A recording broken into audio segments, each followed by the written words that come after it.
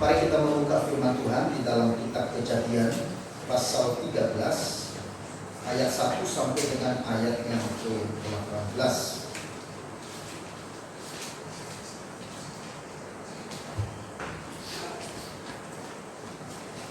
Kejadian pasal 13 ayat 1 sampai dengan ayatnya yang ke-18. Saya akan bacakan kepada kita dan saudara mengikuti membaca di dalam Alkitab saudara-saudara. Demikian firman Tuhan. Maka pergilah Abram dari Mesir di tanah Negeb dengan istrinya dan segala kepunyaannya, dan Lot pun bersama-sama dengan dia. Adapun Abram sangat kaya, banyak ternak, perak dan emasnya. Ia berjalan dari tempat persinggahan ke tempat persinggahan, dari tanah Negeb sampai dekat Betel, di mana kemahnya mula-mula berdiri antara Betel dan Ai, ke tempat Mesbah yang dibuatnya dahulu di sana. Disitulah Abram memanggil nama Tuhan. Juga Lot yang ikut bersama-sama dengan Abram mempunyai domba dan lembu dan kemah. Tetapi negeri itu tidak cukup luas bagi mereka untuk diam bersama-sama, sebab harta milik mereka amat banyak, sehingga mereka tidak dapat diam bersama-sama. Karena itu terjadilah perkelahian antara para gembala Abram dan para gembala Lot. Waktu itu orang Kanaan dan orang Filis diam di negeri itu. Maka berkatalah Abram kepada Lot, janganlah kiranya ada perkelahian antara aku dan engkau, dan antara para gembalaku dan para gembalamu, sebab kita ini kerabat. Bukankah seluruh negeri ini terbuka untuk engkau? Baiklah pisahkan dirimu daripadaku. Jika engkau ke kiri, maka aku ke kanan. Jika engkau ke kanan, maka aku ke kiri. Lalu Lot melayangkan pandangannya dan dilihatnya lah bahwa seluruh lembah Yordan banyak airnya seperti taman Tuhan, seperti tanah Mesir sampai ke Zoar. Hal itu terjadi sebelum Tuhan memusnahkan Sodom dan Gomora. Sebab itu Lot memilih baginya seluruh lembah Yordan itu. Lalu ia berangkat ke sebelah timur dan mereka berpisah. Abram menetap di tanah Kanaan, tetapi Lot menetap di kota-kota lembah Yordan dan berkemah di dekat Sodom. Adapun orang-orang Sodom sangat jahat dan berdosa terhadap Tuhan. Setelah Lot berpisah daripada Abram, berfirman Tuhan kepada Abram, pandanglah sekelilingmu dan lihatlah dari tempat engkau berdiri itu ke timur dan barat, utara dan selatan. Sebab seluruh negeri yang kau lihat itu akan kuberikan kepadamu dan kepada keturunanmu untuk selama-lamanya. Dan aku akan menjadikan keturunanmu seperti debu tanah banyaknya, sehingga jika seandainya ada yang dapat menghitung debu tanah, keturunanmu pun akan dapat dihitung juga. Bersiaplah, jalanilah negeri itu menurut panjang dan lebarnya, sebab kepadamu lah akan kuberikan negeri itu. Sesudah itu Abram memindahkan kemahnya dan menetap di dekat pohon-pohon tarbatin di Mamre dekat Hebron, lalu didirikannya Mesbah di situ bagi Tuhan. Amin. Berbahagialah kita saudara-saudara yang dikasihi oleh Tuhan, dan kita adalah orang yang lebih berbahagia yang percaya dan melakukan firman Tuhan. Saudara-saudara, ada 2 ekor kambing gunung bertemu di satu sama lain di jalan yang sempit di tepi terjal yang hanya cukup untuk dilewati salah satu dari kedua binatang itu. Di sebelah kiri ada tebing terjal dan di sebelah kanan ada danau yang sangat dalam.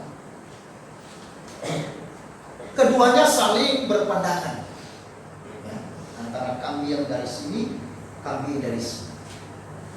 Apa yang harus mereka lakukan? Keduanya tak dapat balik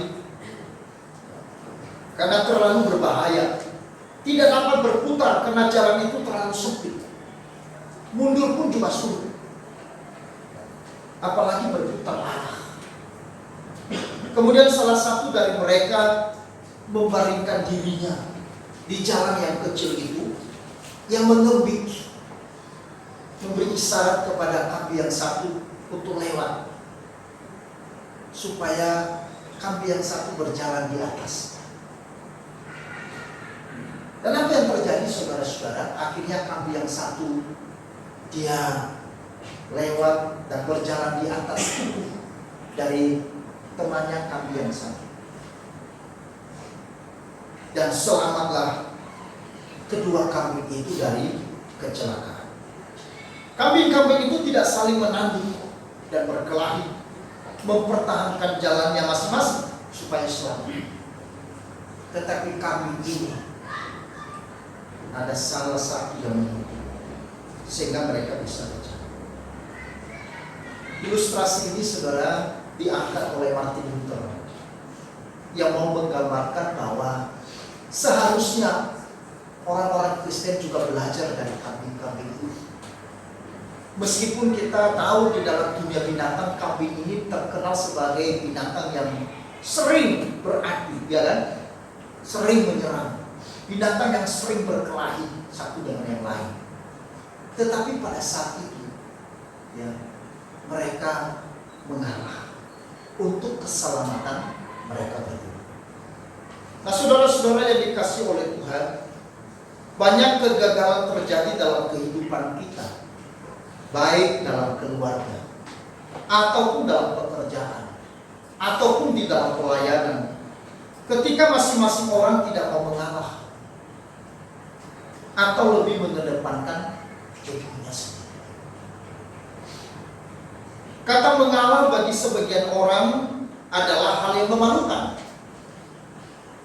tanda tidak mampu. Kalau kita mengalah, kita akan diremehkan, kita akan disepelekan, dan kita mungkin akan direndahkan oleh orang lain. Ini yang sering menjadi pemahaman dari orang, sehingga sulit terjadi dan muncul kata mengalah, karena dianggap mengalah itu adalah kalah. Sebagian orang menganggap bahwa mengalah itu adalah memalukan, menunjukkan tidak mampu. Tetapi sesungguhnya mengalah bukan berarti kalah, tetapi mengalah justru itu bisa menjadi kemenangan. Amin. Nah, saudara-saudara yang dikasihi oleh Tuhan, pagi hari ini kita belajar kepada seorang yang bernama Abraham, yang pada saat itu namanya masih disebut Abraham. Ketika Tuhan memanggil dia untuk pergi meninggalkan rumahnya, keluarganya, pergi ke tanah yang dijanjikan kepada dia, yaitu di tanah Kanaan. Lalu kemudian dia pergi bersama dengan istrinya, dan kemudian keponakannya yang bernama Lot ikut sertanya. Lalu kemudian setelah mereka sampai di sana, saudara-saudara, lalu kemudian apa yang terjadi di dalam firman Tuhan dikatakan, karena Abraham maupun Lot memiliki kekayaan yang begitu banyak, memiliki ternak yang begitu banyak, sehingga ini menjadi problem. Ini masalah, ternaknya bertambah banyak, tetapi lahannya tidak cukup untuk makanan daripada ternaknya. Sehingga pada suatu hari terjadilah perkelahian antara gembala Abraham dan gembala keponakannya Lot. Mereka berkelahi karena merebut lahan, bukan lahan parkir, tetapi lahan rumput. Ya. Mereka saling berkelahi, tentunya bukan hanya 1-2 kali. Ya.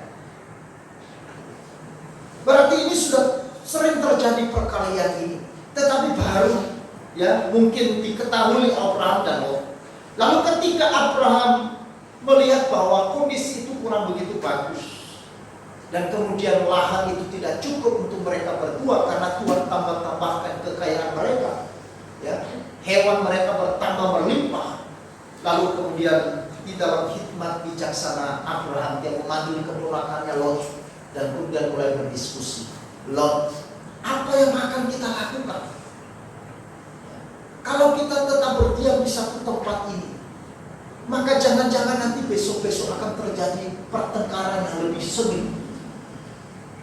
Sementara kita ini kerabat, kita ini keluarga, jangan sampai ada masalah di antara kita sebagai keluarga. Oleh karena itu kita harus mencari jalan keluar. Kita harus mencari solusi supaya para gembala-gembala kita tidak bertengkar lagi. Dan kemudian hewan-hewan kita, ternak kita juga punya cukup untuk mencari makan. Lalu kemudian Lot mengatakan, ya paman, apa yang terbaik? Lalu kemudian Abraham berkata, begini saja Lot, ya, kita harus pisahkan daerah kita, ya, wilayah kita, lahan, ya, kita. Kalau kamu ke barat, aku ke timur. Kalau kamu ke timur, aku ke barat. Yang ngomong ini siapa? Abraham, sang paman. Yang ngomong sama siapa? Keponakan. Pamannya mempersilahkan keponakannya untuk memilih terlebih dahulu. Harusnya pamannya yang punya hak, apalagi keponakan ini adalah ikut serta dia, ya kan? Pamannya yang punya hak, punya otoritas untuk menentukan kamu di sini, saya di sini. Tetapi saudara lihat di sini, Abraham dia justru mempersilahkan kepada keponakannya, Lot, kamu pilih.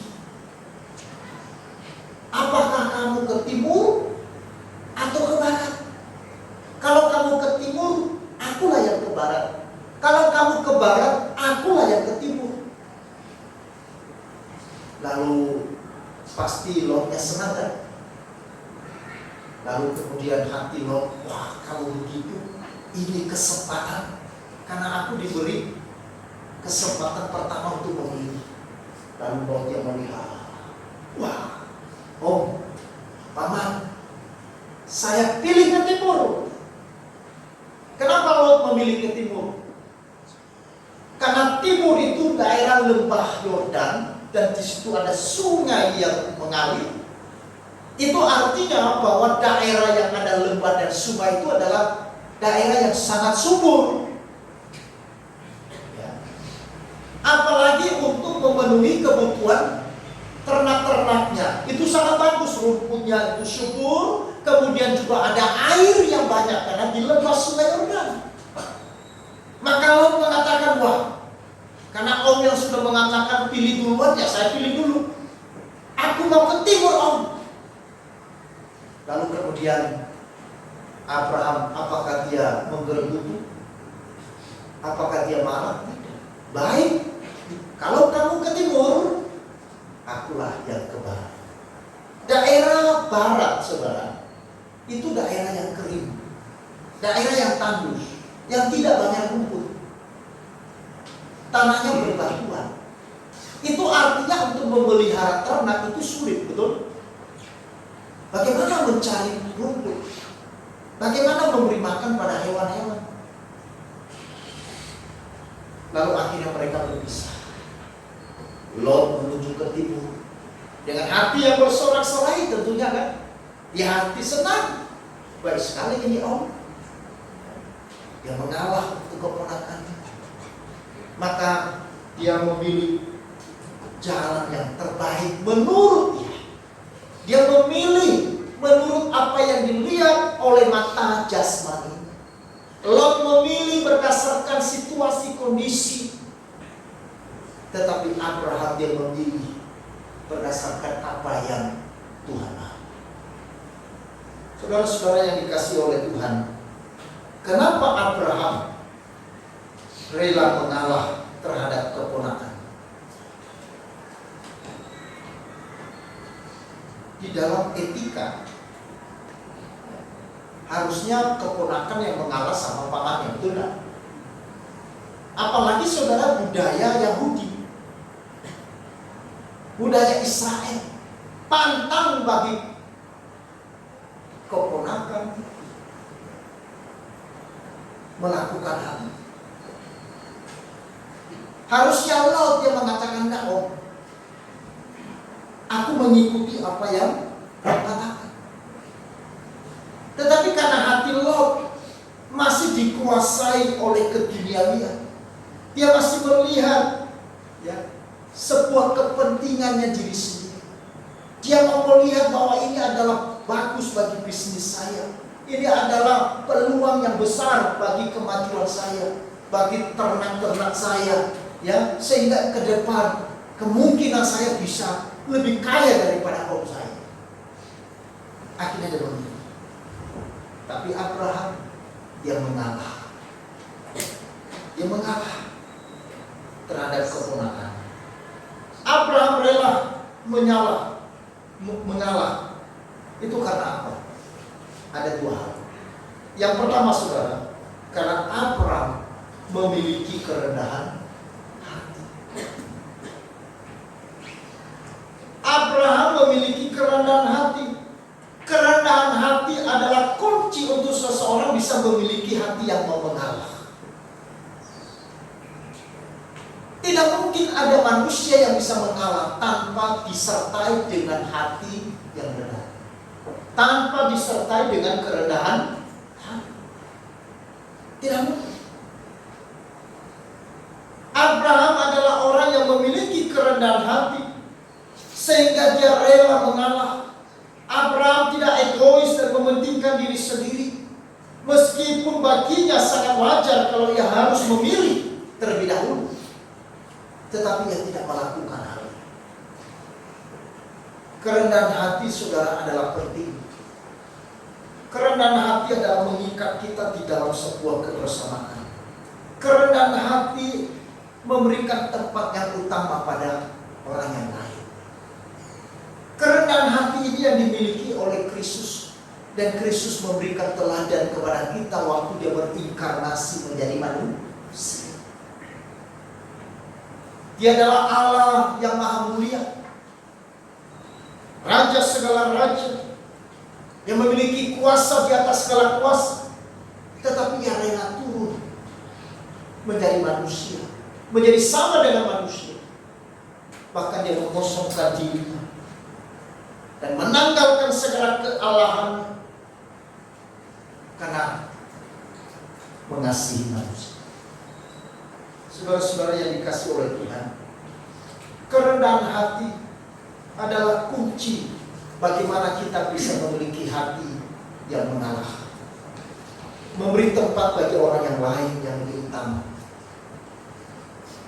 Saudara, pada saat Olimpiade di Sydney, Amerika, beberapa tahun yang lalu diadakan Olimpiade bagi para penyandang cacat. Maka salah satu cabang olahraga yang dipertandingkan waktu itu adalah lari 100 meter. Pertandingan itu diikuti oleh 8 atlet yang cacat fisik dan mental.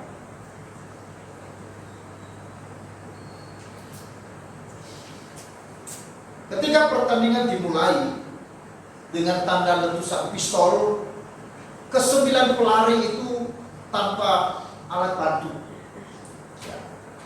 Mereka dengan sekuat tenaga berlari, walaupun melintasi lintasan masing-masing, namun baru berlangsung beberapa saat, saudara, seorang peserta laki-laki tersanjung dan jatuh berguling berkali-kali. Lalu dia menangis kesakitan. Beberapa kali lelaki ini mencoba untuk berdiri, tapi karena kakinya satu, dia jatuh lagi. Kakinya luka berdarah. 8 pelari yang hampir sampai garis finish mendengar tangisannya yang kesakitan, lalu kemudian menoleh ke belakang. Mereka melihat teman peserta laki-laki yang mencoba untuk berdiri tapi jatuh, terguling-guling.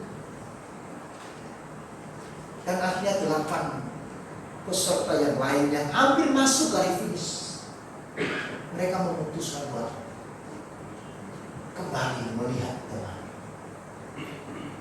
Mereka kembali. Lalu kemudian salah satu perempuan yang ikut di dalam lari itu, seorang gadis yang cacat mentalnya, lalu dia merangkul laki-laki itu dan dia mencoba memberikan semangat kepada dia. Tetapi apa yang mereka lakukan? 8 pelari yang kembali tadi, mereka mencoba mengangkat laki-laki yang jatuh itu.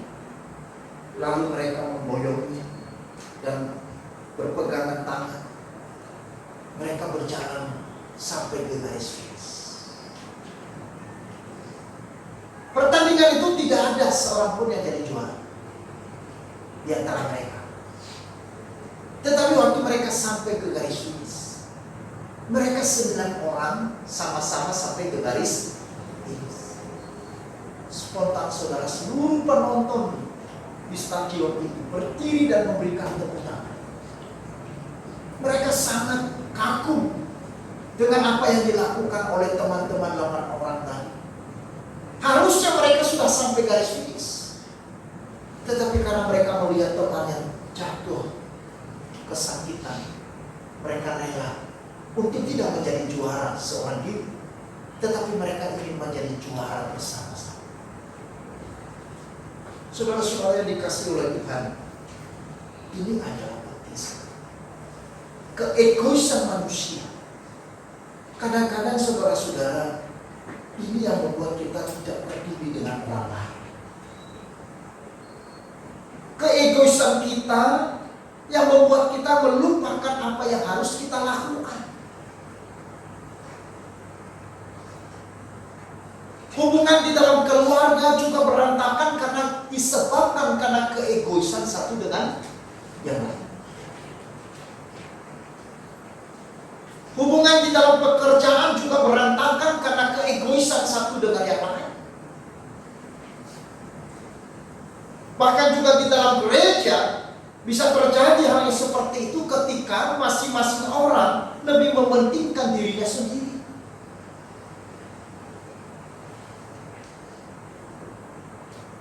Hari ini kita belajar saudara bahwa mengalah itu tidak berarti kalah. Kita mengalah, tetapi itu justru bisa memberikan sebuah kemenangan.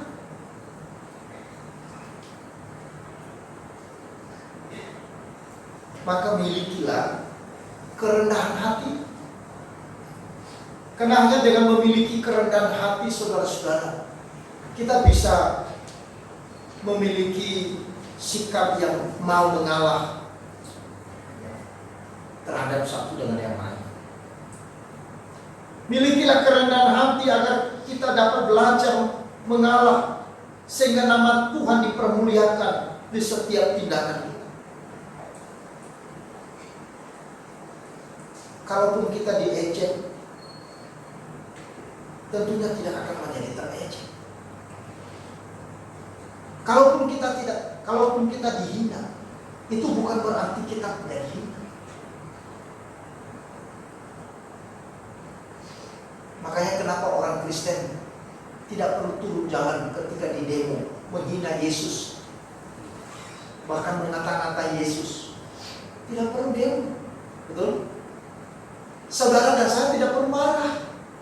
Karena waktu orang lain menghina Yesus, bukan berarti Yesus menjadi hina. Waktu Yesus dipuji, bukan berarti langsung dia menjadi terpuji. Dia adalah Allah yang hidup. Dia adalah Allah yang mulia tetap untuk selama-lamanya. Engkau puji ataupun engkau hina, dia tetap Allah yang mulia. Amin. Makanya saudara-saudara, coba kalau yang lain, waduh, ngeri, ya kan? Bisa bahaya.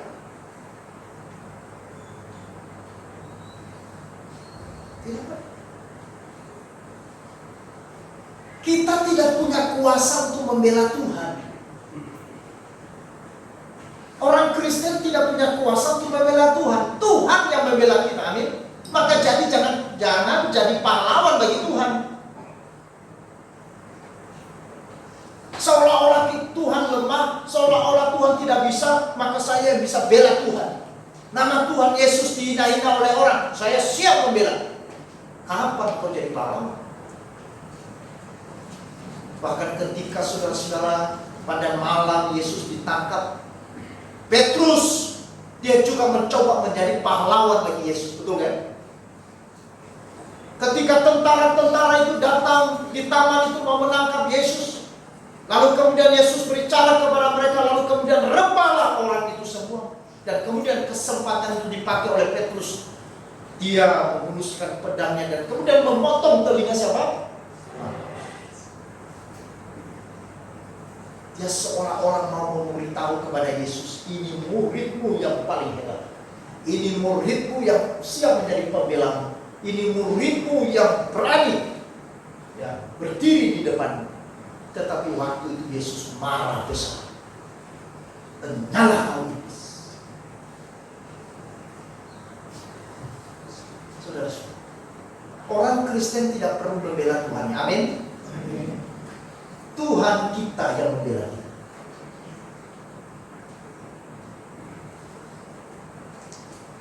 Kalau saudara membela Tuhan, itu berarti Tuhan bukan Tuhan yang kuat, ya enggak? Sehingga perlu dibela. Bisa mengerti? Kalau saudara dan saya sebagai orang Kristen ketika Yesus dihina, Tuhan kita dihina, misalkan orang lain, engkau bela, berarti Yesus itu bukan Allah yang kuat. Sehingga harus dibela.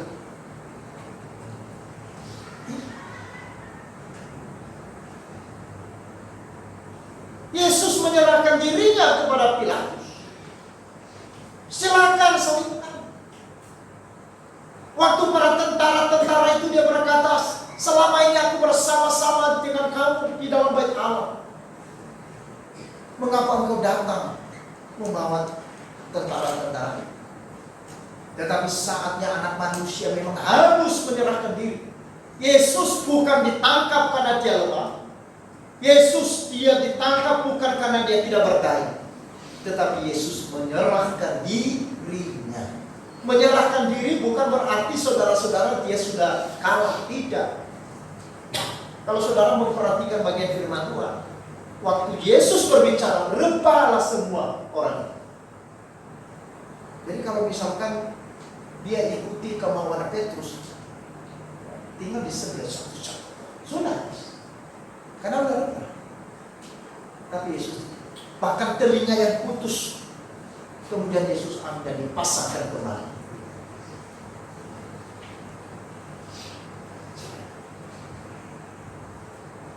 Yesus mengalah. Kenapa? Untuk memberikan tempat yang mulia bagi saudara dan saya percaya. Amin. Kalau Yesus mengikuti egonya, mengikuti kehendaknya, maka saudara dan saya akan binasa. Dia merelakan dirinya, dia mengalah untuk kebaikan bagi manusia. Dia mengalah seolah-olah kalah sehingga mereka bersorak-sorai, bahkan membuat undi di bawah salib. Seolah-olah mereka memproklamasikan kemenangan. Mereka lupa bahwa Yesus memang harus mati untuk menaklukkan kematian. Yesus harus mati untuk membebaskan tuntutan dosa bagi manusia. Membebaskan manusia dari penghukuman Allah. Sehingga manusia menjadi orang yang dibenarkan oleh Allah. Dan itu sebabnya saudara-saudara, Kristus memberikan teladan kepada kita. Bahwa mengalah bukanlah berarti kita kalah. Mengalah justru itu menghasilkan sesuatu yang indah.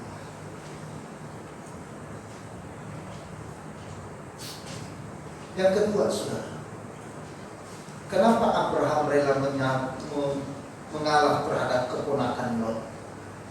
Karena Abraham percaya rencana besar Tuhan atasi. Meskipun Lot memilih yang terbaik bagi dia, menurut fakta, realita, situasi keadaan, bahwa apa yang dipilih oleh Lot itu terbaik menurut Lot, menurut manusia. Bagian daripada Abraham secara manusia adalah bagian yang rugi.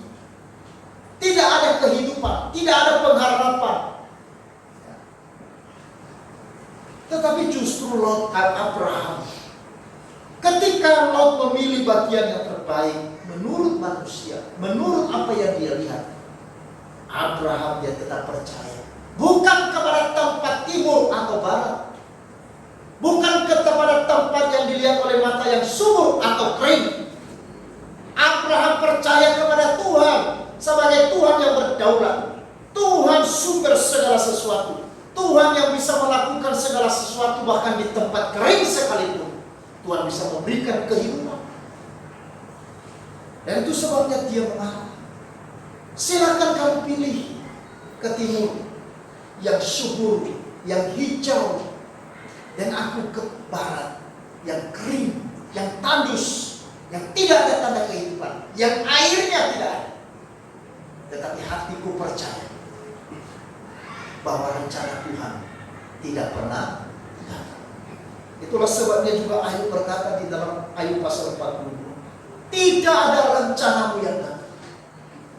Meskipun satu Ayub belum melihat tanda-tanda apa yang Tuhan sedang mau kerjakan dalam hidup. Ayub sedang di dalam pergumulan, dalam kesulitan, dalam penderitaan yang amat sangat. Tetapi Ayub di dalam hatinya dia percaya bahwa apa yang Tuhan izinkan kepada dia untuk dihadapi, dia percaya rencana Tuhan tidak pernah gagal. Penderitaan tidak pernah menggagalkan rencana Tuhan bagi kita. Amin. Kesulitan tidak pernah menggagalkan setiap rencana Tuhan bagi kita. Seringkali kita menyerah karena keadaan. Karena kita melihat fakta. Kita melihat kenyataan hidup kita. Lalu kemudian kita menjadi putus asa. Habis hidup saya. Saudara-saudara. Tapi hari ini kita belajar dari seorang Abraham. Bahwa meskipun kita melihat sekitar kita kering, kita melihat perjalanan kita sepertinya tidak ada pengharapan, kita melihat keadaan kita sepertinya sulit untuk bangun, sulit untuk dapat kehidupan, jangan percaya pada situasi. Percayalah kepada Tuhan yang berdaulat. Amin. Percayalah kepada Tuhan, sumber dari hidup, sumber dari segala berkat, sumber dari segala anugerah. Sehingga waktu engkau diizinkan Tuhan melewati padang gurun, Tuhan pasti memelihara. Dan Tuhan memberikan contoh bagaimana umat Israel dipanggil keluar dari Mesir. Tuhan yang memberikan perintah kepada mereka keluar dari Mesir. Bukan inisiatif umat Israel, bukan kehendak daripada umat Israel, juga bukan kemauan dari seorang Musa. Musa sebenarnya tidak mau pergi ke Mesir untuk membawa keluar umat Israel yang sedang diperbudak di Mesir kurang lebih 430 tahun. Tetapi Tuhan memerintahkan kepada Musa, pergi ke Mesir, bawa keluar umatku yang sedang tertindas di dalam perbudakan menuju tanah perjanjian, tanah yang berlimpah susu dan madu. Lalu kemudian akhirnya Musa pergi, dia kembali ke Mesir dan membawa umat Israel. Waktu mereka keluar dari Mesir, Musa mulai berpikir, ini lewat mana Tuhan? Lalu Tuhan berkata, kamu mengikuti maps-nya Tuhan. Maps-nya apa? Ketika ada tiang awan di siang hari berjalanlah. Dan ketika tiang awan itu berhenti, berhentilah engkau berjalan. Demikian juga di malam hari, ketika engkau melihat tiang api ada di langit, maka engkau harus berjalan. Dan ketika tiang api berhenti, engkau harus berhenti. Di mana tiang awan dan tiang api menuntun engkau, engkau harus mengikuti. Lalu kemudian Musa mengatakan itu kepada umat Israel, bahwa yang menuntun kita sampai di tanah perjanjian adalah tiang awan dan tiang api. Lalu mereka mulai lihat tiang awan jalan, tiang api jalan. Lalu kemudian kemana arah tiang awan mereka mengikuti. Tiba-tiba saudara-saudara, setelah beberapa hari keluar dari Mesir, mereka dibawa oleh tiang awan atau tiang api. Persis di mana? Dibawa ke mana? Di tepi laut Ebrah. Loh, kok di sini? Ini bukan jalan. Lo lewatnya bagaimana? Di depan kan ada laut.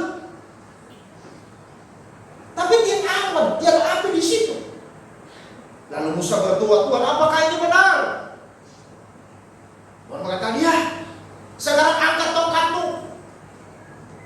Lalu kemudian Musa mengangkat tongkatnya dan kedua tangan. Lalu laut berlalu itu terbelah dan menjadi. Lalu tiang awan, tiang api jalan melewati, melintas. Dan semua orang Israel, mereka melintas di tengah-tengah laut yang terbelah. Lalu dibawa kemana? Dibawa kepada gurun. Aneh kan? Harusnya jalan yang dipimpin Tuhan jalan yang mudah loh. Ya kan? Jalan yang cepat. Supaya cepat-cepat sampai di tanah Kanaan. Sebenarnya saudara-saudara, ya, melalui peta, ya, itu mereka hanya bisa melewati mungkin 1 bulan perjalanan. Kalau misalkan dari Mesir. Tetapi Tuhan bawa mereka melewati apa? Padang gurun. Selama berapa? 40 tahun. Loh, ngapain Tuhan ini? Saudara, kita belajar di sini. Cara Tuhan itu tidak selalu instan. Makanya jangan mau yang instan. Biasanya orang Kristen maunya yang instan, yang cepat. Ya. Begitu berdoa kalau bisa buka mata langsung sudah di depan. Ya. Hari ini berdoa, tunggu jawabannya besok. Belum tentu. Cara Tuhan tidak seperti itu. Walaupun kadang-kadang Tuhan juga bisa bekerja seperti itu. Makanya sering saya katakan saudara, doa kita dan permohonan kita kepada Tuhan itu jawabannya seperti apa? Seperti lampu stopan.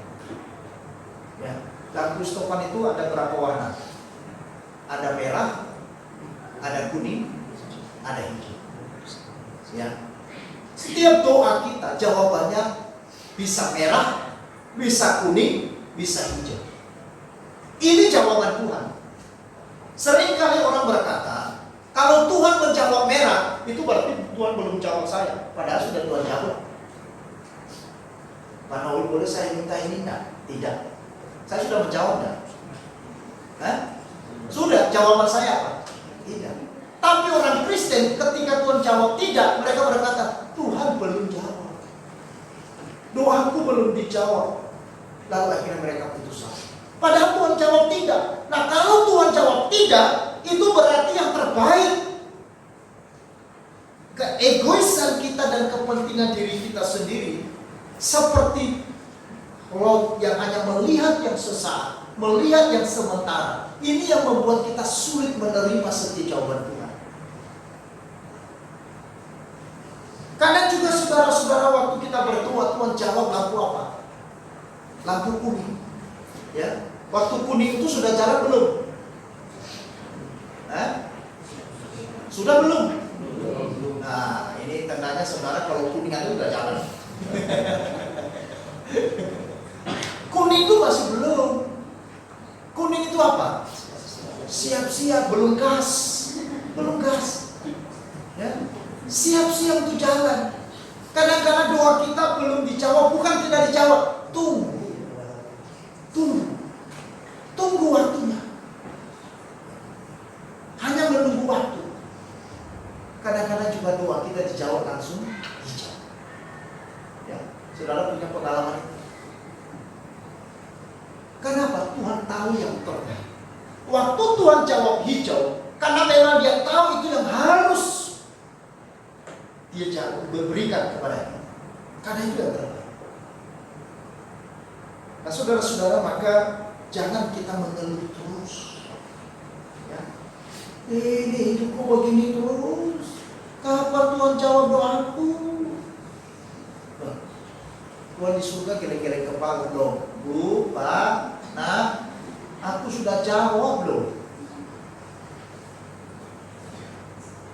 Kamu aja yang nggak dengar. Ya kan? Makanya ada satu cerita dulu di kampus, tapi bukan di kampus kami sih. Teman saya cerita begini. Dulu waktu mereka mahasiswa teologi, itu kan sering bergumul karena SPP belum ada sponsor. Maka biasanya mahasiswa berdoa keras-keras. Lalu suatu hari saudara-saudara, yang teman ini mereka berdoa di ruang doa yang hanya dipisahkan dengan triplet yang tipis antara ruang doa sebelah. Lalu itu agak malam berdoa. Tuhan, teman ini dari Batak, doanya keras-keras. Tuhan, Engkau tahu, Engkau sudah panggil aku masuk SPP, tapi sekarang saya belum bisa bayar SPP, belum bisa bayar uang sekolah, belum ada uang. Tuhan, Engkau, Tuhan dengarlah doa saya. Lalu temannya jawab, iya anakku.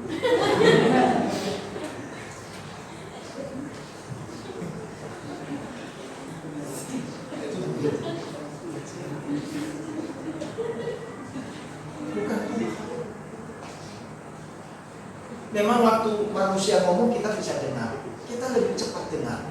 Tapi waktu Tuhan ngomong, seringkali kita dengar. Apa yang menyebabkan?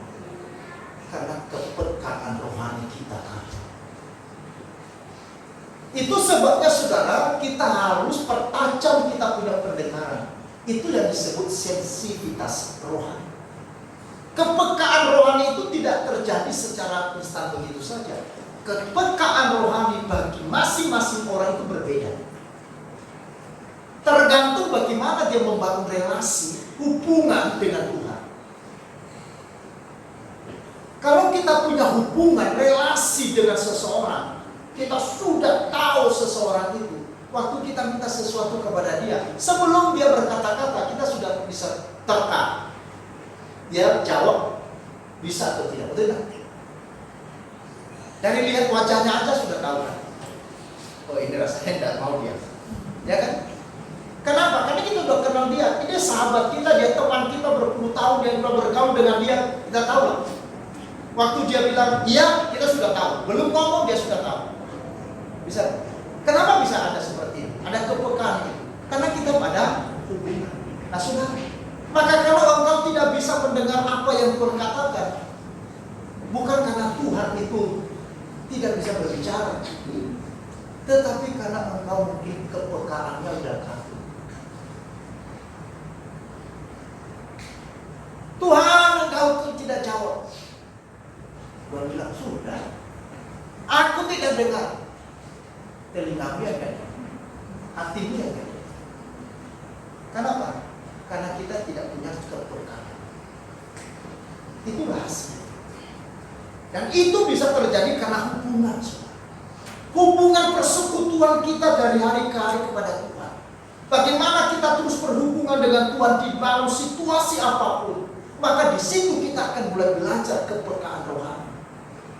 Kita mulai peka. Dan melalui firman Tuhan, terus dia akan membimbing. Sehingga waktu Tuhan menjawab tidak, kita pun juga percaya bahwa ini yang terbaik. Itu sebabnya Lot, dia berani mengalah kepada Lot. Abraham berani mengalah kepada Lot. Karena apa? Karena dia percaya Tuhan yang paling mengetahui apa yang terbaik bagi dia. Meskipun faktanya, realita, tempat di mana dia ada kering. Waktu Tuhan utus saya ke Bali, teman-teman seangkatan saya itu meledekin saya. Kenapa? 2 bulan sudah sampai di sini. Mereka telepon saya, "Roy di mana?" Saya di Denpasar. "Pelayanan di gereja mana?" Tidak ada gereja. "Tempatnya di mana?" "Di sawah-sawah." "Loh, ngapain kamu? Mau gembala?" Saya diledekin. "Loh, terus kamu ngapain di sana?" "Enggak, saya hanya setiap harinya saya ke dalam sawah, ketemu dengan orang-orang di dalam sawah." "Mau jadi petani kan?" Bahkan ada satu teman saya yang dulu pelayanan di Batam, satu gereja besar dengan fasilitas yang besar. Saudara-saudara, Bapak di mana? Di Bali. Mau bergabung di mana? Di Eleos. Lu mau makan apa di Eleos?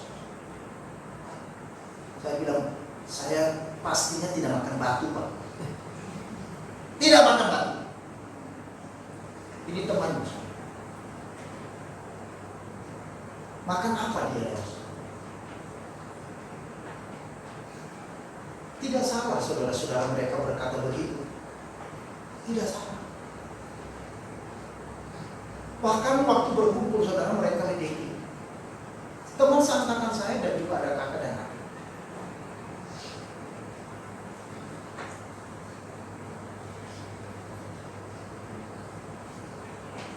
Tapi waktu itu saya bilang, Tuhan yang mengutus saya. Saya bukan membangun gereja waktu saya hanya ingin memberitakan Injil. Saya juga percaya bahwa di tengah-tengah sawah ada orang yang siap untuk mendekatkan kita.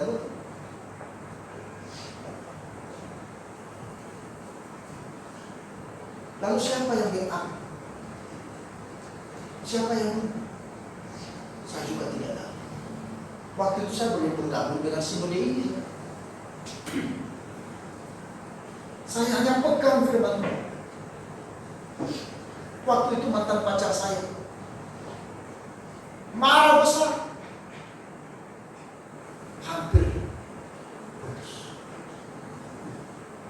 Karena di luar dari perencanaan yang sudah direncanakan hampir berapa bulan.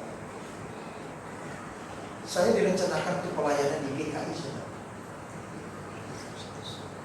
Dan waktu itu dia ada di Surabaya sebagai kepala sekolah. Dan ada dosen saya yang sudah meninggal sekarang. Dia kepala sidang satu gereja GKI besar di Surabaya yang buka pos. Dia minta.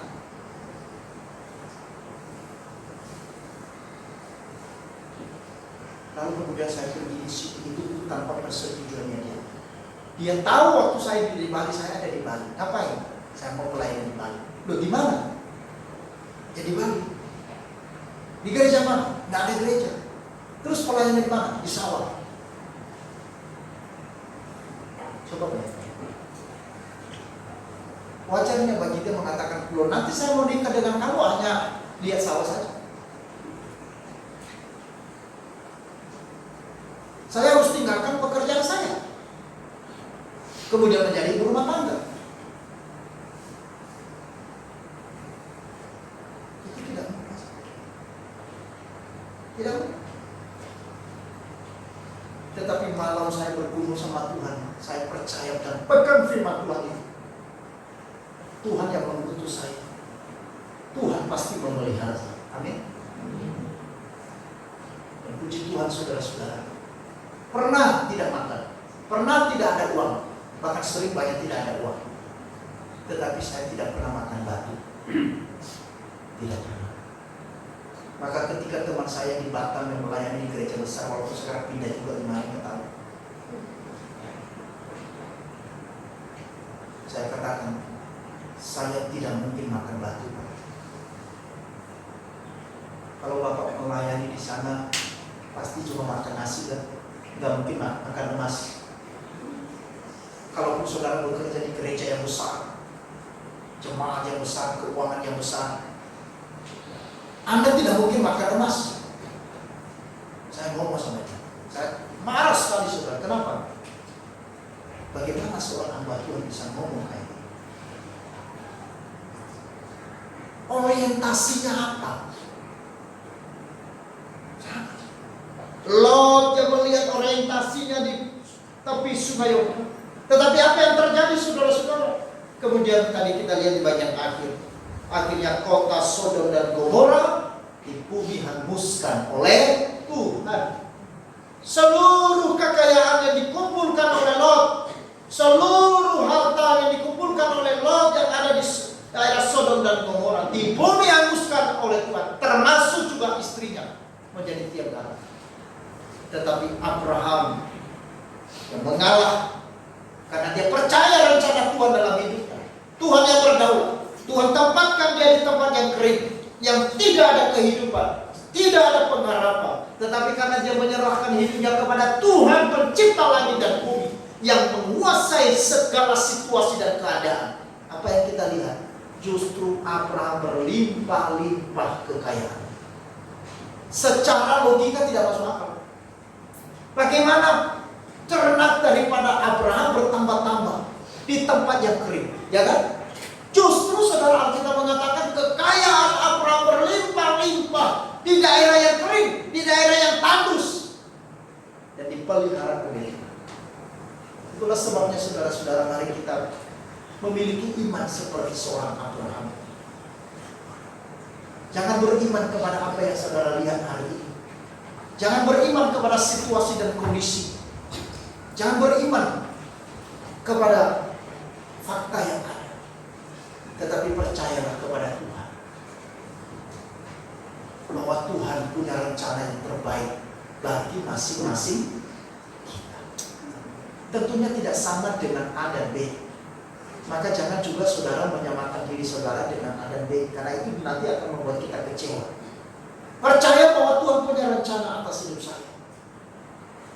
Masing-masing kita, Tuhan punya cara yang berbeda untuk memelihara umat. Oleh karena itu, mari kita sungguh-sungguh percaya dan sungguh-sungguh belajar di dalam kerendahan hati. Kita mengalah,